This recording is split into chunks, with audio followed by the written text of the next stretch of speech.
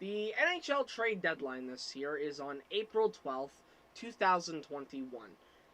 It's still a little under a month out. However, I'm here talking about what the Oilers should do at the trade deadline now because of the that was a voice crack. Because of the fact that for Canadian teams, the trade deadline is a little bit earlier due to the 2-week quarantine. So it's approximately March 30th. That's the trade deadline. Unless, of course, you want to wait longer to get your hands on the player at hand, or you want to trade with a Canadian team, which I do talk about trading with one Canadian team in this video. With the trade deadline for Canadian teams being a week away from when you're going to see this, I think it's a great time to talk about what the Edmonton Oilers, in my opinion, should do at the deadline. Let me stress this. In my opinion, I'm not saying they're going to do this. I'm not saying that the other teams are going to want to do this. I don't even have mock trades here. I'm not going to sit here and try and mock trade because we all have different perceptions on values, and I'm not going to sit here and just be bombarded with comments saying shouldn't be a fifth, it should be a fourth. Don't have time for that. Also, if I'm being honest, I have no idea what this team would be willing to give up to do anything at the deadline, which is why I think there is a good possibility nothing gets done. I do think that there is a very good chance that the Oilers sit and watch the deadline just roll right by. Would I like them to add a player? At the right cost and in the right situation, yes, of course I would like them to add a player. I think that there's a lot of players that they could add, but we're going to have to see exactly what they plan to do. So, let's get into it. What do I think the Oilers need if they were to make a trade? Let's go through the three positions, shall we? In net, their current tandem is Mike Smith and Mikko Koskinen, with Alex Stalock as the third goalie, who I think will play at some point. We're waiting for him to finally get into game. And honestly, big chance for him to steal away a spot from Mikko Koskinen as the backup goalie. Now, yes, you would obviously like to add a goalie. However, here's the deal. You're on a team that already has a tight budget. Do you want to take the risk in investing even more cap into goaltending when you already have Mikko Koskinen's contract at $4.5 million? Unless you can deal that off, I don't think that they should go for a goalie. I've made this argument during free agency. When they were rumored to go for a guy like Jacob Markstrom, I said, listen, not a smart idea to try and go all in money-wise with a goalie when you already have a guy making $4.5. Deal with that first. But that's my main reason why I don't think that they're going to go for a goalie. I think I think the Oilers right now are looking at the tandem and saying, okay, Koskinen's making too much to deal, and he's been too inconsistent. Nobody's taking that. Mike Smith has been good enough. We don't know what we have in Alex Stalock. Let's just ride with this for the rest of the year. And then in the offseason, we can see what can be done. There could be a lot of teams that maybe would take on the Mikko Koskinen contract for a pick that you now have an actual pick for, because the main reason I don't think they're trying to clear out cap is because they do not have a second-round pick this year, so that's a problem. I expect them to not go for a goalie at the deadline. Definitely. I definitely don't expect them to go for a goalie. Defense.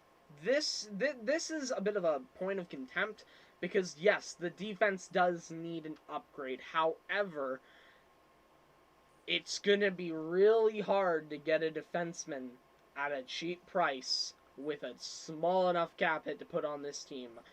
I'm just saying.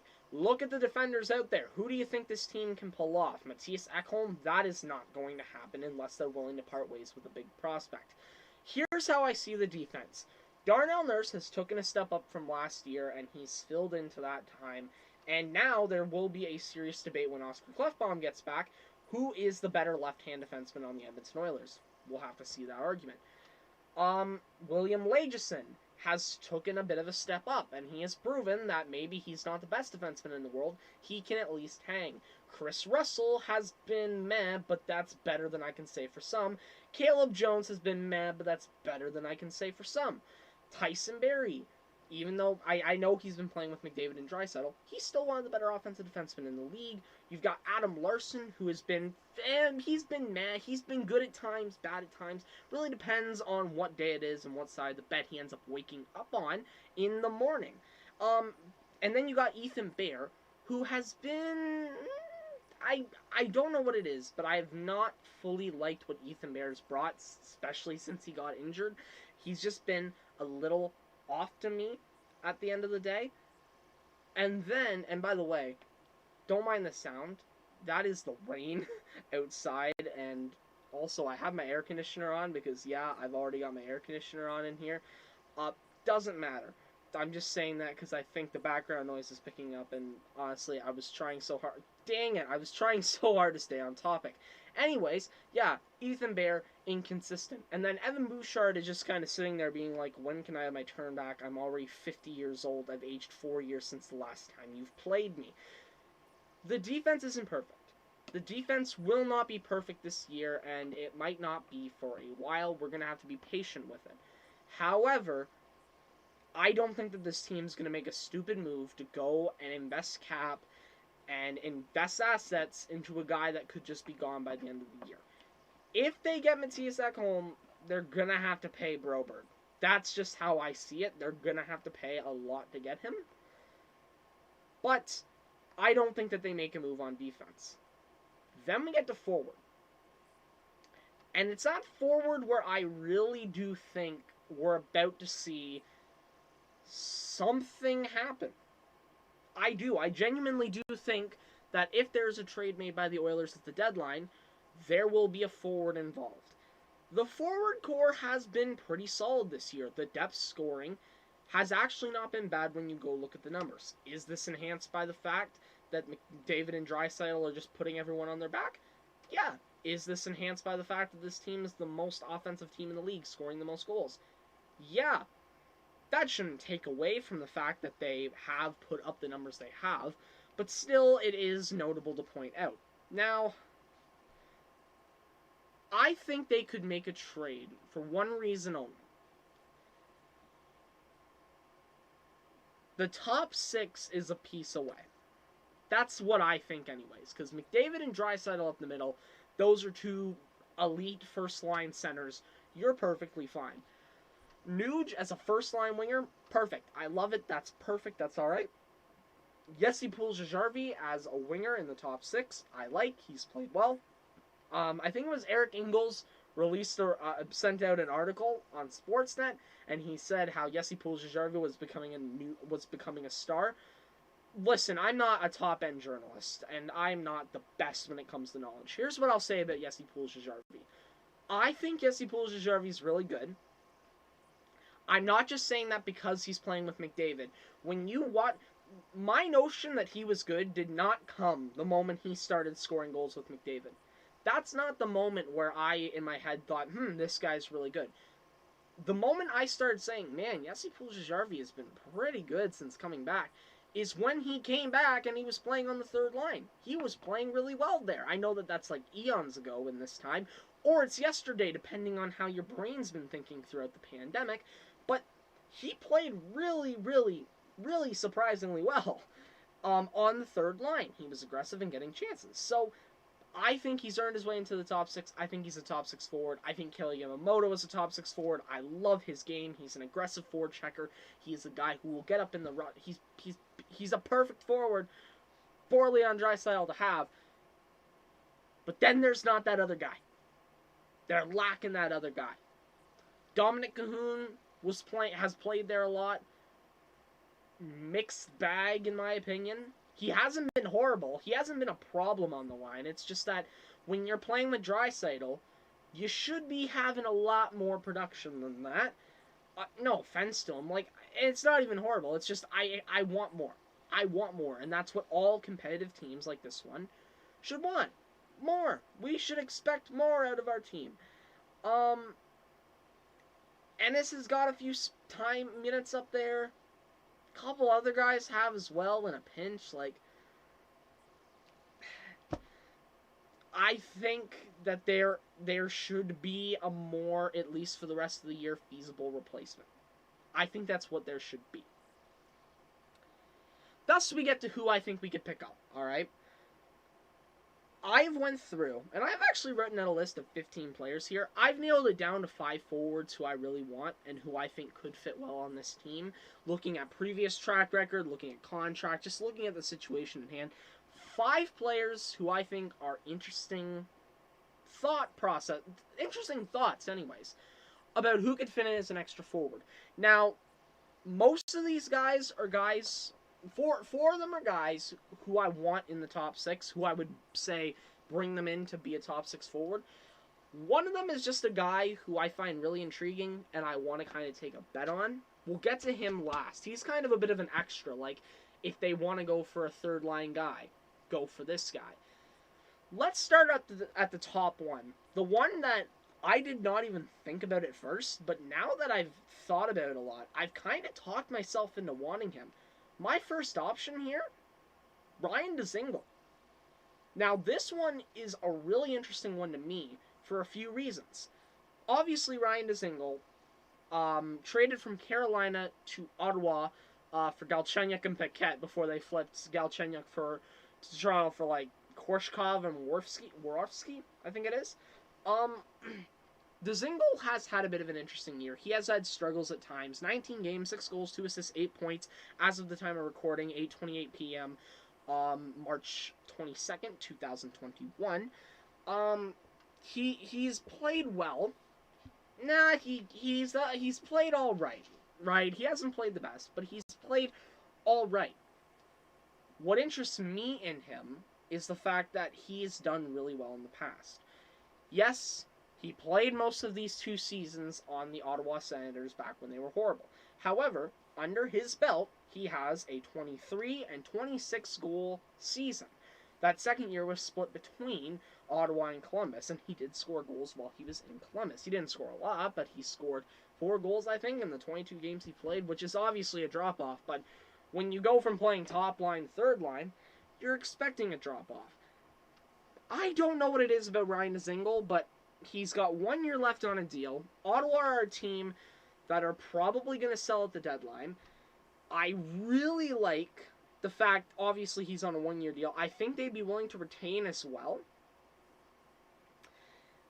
I like the prospects of him beside Draisaitl, and I think he could succeed in that role. I think that he could have a lot of success being that 4th top 6 winger. Even if he's a bit of a lacker still, I think he could do well. He has the potential to. I mean, depending on how expensive it is, I don't see why Holland doesn't at least call. I know there hasn't been a lot of talk about him being available.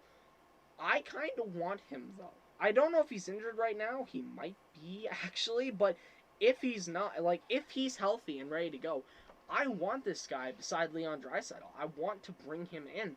I would love this addition. I think that it would be another forward. You could get them to retain salary, and I think you could make it work. And I think that it would be a nice little addition. So, if you can get it done, I'd love to see it. You know, it's like I said, it's a bit of a wild card, but it's one that I've really talked myself into because I think that there is potential for it to work. Rapid fire through the next 3 because they are just kind of names that have been mentioned. They haven't all been tied to the Oilers, but I think that they could easily end up on the Oilers. Bobby Ryan out in Detroit's put together a pretty good bounce-back campaign after being bought out by Ottawa. I don't know how expensive it would be, and Ken Holland has done a lot of deals with Detroit over the past while, so I don't see this as an outcast completely. I do see this as something that is possible, and definitely plausible. So we're going to have to see what ends up happening with it. But yeah, if we ended up getting Bobby Ryan for cheap, why not? Same thing with Mikael Granlund out in Nashville. Interesting guy. Wouldn't mind seeing him on the team. Same thing with Erik Haula. I'm honestly just going to put these into the same boat. Erik Haula is a lot cheaper, and it would be a lot easier to get a deal done with him. But honestly, either of these guys, if there is a deal to be made to get one of these guys as a top 6 forward, maybe. The final forward I have written down, I don't know if he would go into the top 6 role. That being said, I would love to see him on this team. He is a bit of a different situation from everyone else on this list. The other 4 forwards I've mentioned are all on 1 year deals expiring as UFAs. This is a guy who is still got 2 more years on his deal afterwards, and he's making $1.45 million. He's from Anaheim. Troy Terry. Couple weeks ago, if I'm not mistaken, it was Elliot Friedman who went on Hockey Night in Canada during Saturday headlines, and he said that Troy Terry may be looking for a fresh start. Now, I am not a Ducks fan. I am not a Ducks news guy. I don't know if that's still the scenario. But here's what I'll say. If Troy Terry does want a fresh start, if Troy Terry does want a bit of a change of scenery to see if he can get things going, why not Edmonton? Isn't he like 23, 24? He's a young forward who's shown that he has the potential before. This guy could be a solid bottom six piece at worst, and who knows, maybe he could be the top six forward at best. I mean, when it comes to rehabilitation projects, we can't really count people out anymore because look at what we did with Jesse Puljujarvi. We took that guy from like a guy who might be an NHLer one day in a bottom six role to a guy playing with Connor McDavid and doing it competently. This team has shown that even if it's not all their work, they are able to help rehabilitate players. Obviously, Puljujarvi was an example where a lot of the work was done over in Finland, but I imagine there was some Oiler facilitation in not only allowing that to happen, but also when he got back over, helping him through the training camp, helping him in practice. I imagine that this franchise did have something to do with helping Puljujarvi get to the point that he's at right now. So, if we could do the same with Troy Terry, that would be perfect, wouldn't it? I think that Troy Terry, if it's feasible, if it's not too expensive, would be a good deal. That's all I have to say on the matter. I want to hear what you guys think. What do you think the Oilers should do at the deadline? Obviously, I went for a lot of small deals here because I don't think that they're going to give up anything big in a deadline deal. What do you think that they're going to do? Let me know down below. Thank you all for watching. If you haven't checked it out, there may be a podcast up on my podcast channel. I might be waiting a little while to record that just because my vocal cords are a little bit shot. We're going to have to see. Thank you all for watching. I will see you all tomorrow night, hopefully. I don't know if there'll be a game tomorrow night. I'll talk about it then if it is canceled. Thank you all for watching. I'll see you next time. Goodbye for now.